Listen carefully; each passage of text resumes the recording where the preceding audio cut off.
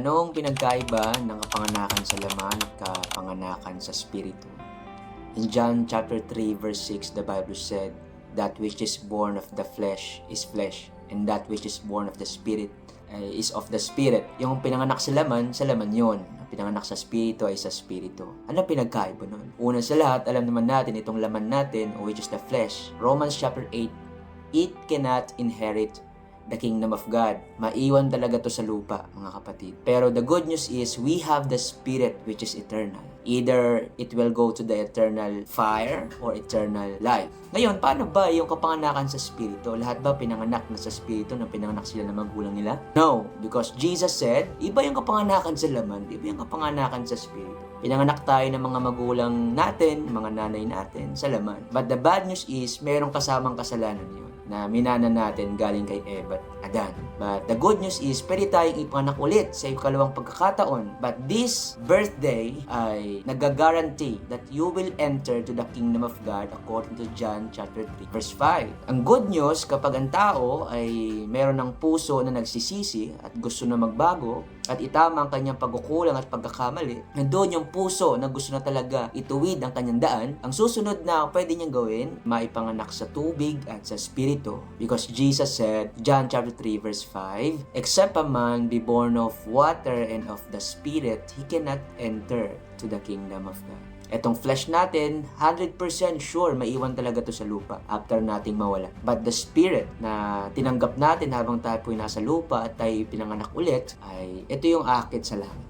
So, ibig sabihin, hindi lahat ng tao ay ipinanganak na po sa ikalawang pagkakataon. Lahat tayo pinanganak ng mga magulang natin sa unang pagkakataon, but we must be born again. Kailangan ipanganak ulit para ma-inherit natin yung kingdom of heaven. Now, kung gusto mo talaga maging citizen ng Kingdom of God, ganito yun. Halimbawa, merong isang country, nagpasa ng batas, for example, na nagsabi, hindi ka pwede maging citizen ng bansa namin unless you are born here. So, it doesn't matter kung yung mga magulang mo pinanganak sa bansa na yan. It doesn't matter kung yung mga kaibigan mo galing sa bansa na yan. It doesn't matter yung kapitbahay mo ay pinanganak sa bansa na yan. It doesn't matter. Or, like yung pananalita mo, katulad din ng pananalita sa bansa na yan. Yung pagkilos mo, katulad din ng mga tao na galing sa bansa na yan. Yung pananamit mo, katulad din ng mga tao na galing sa bansa na yan. It doesn't matter. Hindi ka pwede maging citizen ng bansa na yan unless you are born again. Same with heaven.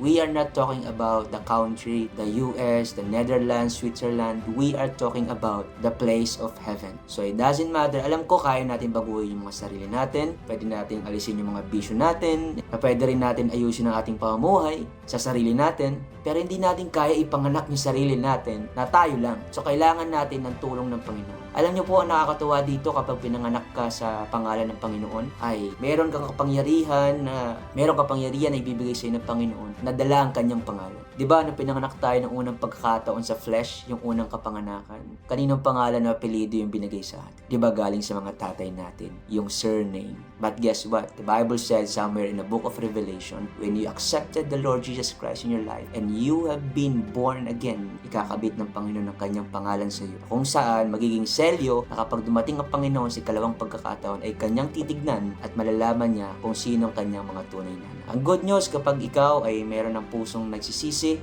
gusto mo nang ayusin ang iyong buhay, baguhin, katulad ng kung paano kami binago ng Panginoon, na kung saan kami pinulot ng Diyos sa dati naming pamumuhay, malay mo, ikaw din. So, what you need to do is, you need to be born again. Go through the water and of the Spirit, enable for you to enter in the kingdom of God. So, God bless you mga kapatid. Sana meron kang kaibigan na nagsisisi, gusto magbago, at pamilya mo na kailangan marinig yung bagay niya. You can share this video and spread the good news to them. So, God bless you mga kapatid, and bye-bye.